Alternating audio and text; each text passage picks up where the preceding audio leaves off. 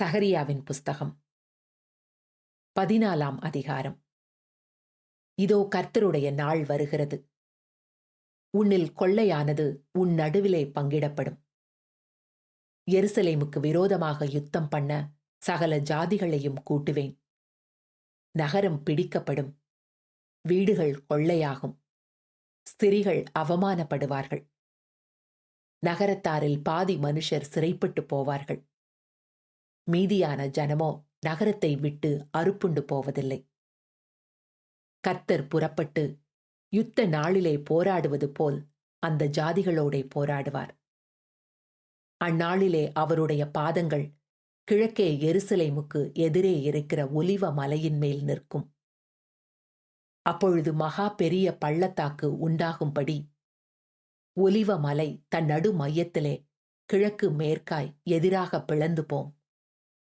அதனாலே ஒரு பாதி வடபக்கத்திலும் ஒரு பாதி தென் பக்கத்திலும் சாயும். அப்பொழுது என் மலைகளின் பள்ளத்தாக்கு வழியாய் ஓடிப்போவீர்கள். மலைகளின் பள்ளத்தாக்கு அத்சால் மட்டும் போகும். நீங்கள் யூதாவின் ராஜாவாகிய உசியாவின் நாட்களில் பூமி அதிர்ச்சிக்கு தப்பி ஓடினது போல் ஓடிப்போவீர்கள். என் தேவனாகிய கர்த்தர் வருவார். தேவரீரோடே சகல பரிசுத்தவான்களும் வருவார்கள். அந்நாளில் வெளிச்சம் இல்லாமல் ஒருவேளை பிரகாசமும் ஒருவேளை மப்புமாயிருக்கும். ஒரு நாள் உண்டு, அது கர்த்தருக்கு தெரிந்தது. அது பகலும் அல்ல, இரவும் அல்ல. ஆனாலும் சாயங்காலத்திலே வெளிச்சம் உண்டாகும். அந்நாளிலே ஜீவ தண்ணீர்கள் எருசலேமிலிருந்து புறப்பட்டு பாதி கிழக்கு சமுத்திரத்துக்கும் பாதி மேற்கு சமுத்திரத்துக்கும் போய் மாரி காலத்துக்கும் கோடை காலத்துக்கும் இருக்கும். அப்பொழுது கர்த்தர் பூமியின் மீதெங்கும் ராஜாவாயிருப்பார். அந்நாளிலே ஒரே கர்த்தர் இருப்பார். அவருடைய நாமமும் ஒன்றாயிருக்கும். தேசமெல்லாம் கேபா தொடங்கி எருசலேமுக்கு தெற்கே இருக்கிற ரிம்மோன் வரைக்கும் சம பூமியாக திருத்தப்படும். எருசலேமோ உயர்ந்ததாகி தன் ஸ்தானத்திலே பெய்யமீன் வாசல் தொடங்கி முதல் வாசல் என்கிற ஸ்தலம் மட்டும் கோடி வாசல் வரைக்கும் அனானேயேல் கோபுரம் துவக்கி ராஜாவின் திராட்ச ஆலைகள் மட்டும் குடியேற்றப்பட்டிருக்கும். அதிலே ஜனங்கள் வாசம் பண்ணுவார்கள். இனி சங்கரிப்பில்லாமல் எருசலேம் சுகமாய் தங்கியிருக்கும். எருசலேமுக்கு விரோதமாக யுத்தம் பண்ணின எல்லா ஜனங்களையும் கர்த்தர் வாதிக்கும் வாதையாவது, அவர்கள் காலூன்றி நிற்கையிலும் அவர்களுடைய சதை அழிந்து போகும்.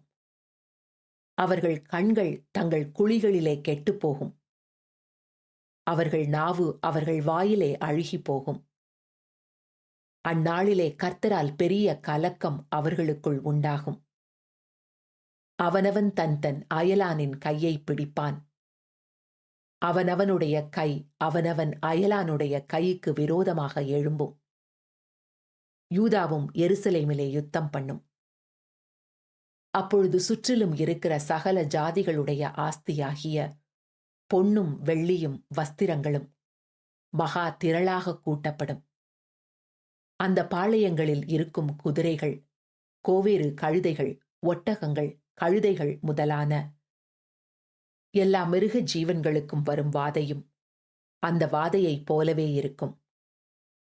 பின்பு எருசலேமுக்கு விரோதமாக வந்திருந்த எல்லா ஜாதிகளிலும் மீதியான யாவரும் சேனைகளின் கர்த்தராகிய ராஜாவை தொழுது கொள்ளும் படிக்கும், கூடார பண்டிகையை ஆசரிக்கும் படிக்கும் வருஷா வருஷம் வருவார்கள்.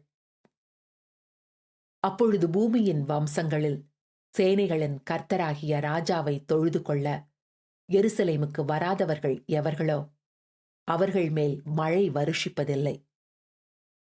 மழை வருஷிக்காத எகிப்தின் தேசம் வராமலும் சேராமலும் போனால் கூடார பண்டிகையை ஆசரிக்க வராத ஜாதிகளை கர்த்தர் வாதிக்கும் வாதையே அவர்கள் மேலும் வரும். இது எகிப்தியருடைய பாவத்துக்கும் கூடார பண்டிகையை ஆசரிக்க வராத சகல ஜாதிகளுடைய பாவத்துக்கும் வரும் ஆக்கினை. அந்நாளிலே குதிரைகளின் மணிகளிலே கர்த்தருக்கு பரிசுத்தம், என்னும் விலாசம் எழுதியிருக்கும். கர்த்தருடைய ஆலயத்தில் உள்ள பானைகள் பலிபீடத்துக்கு முன்பாக இருக்கிற பாத்திரங்களைப் போலிருக்கும்.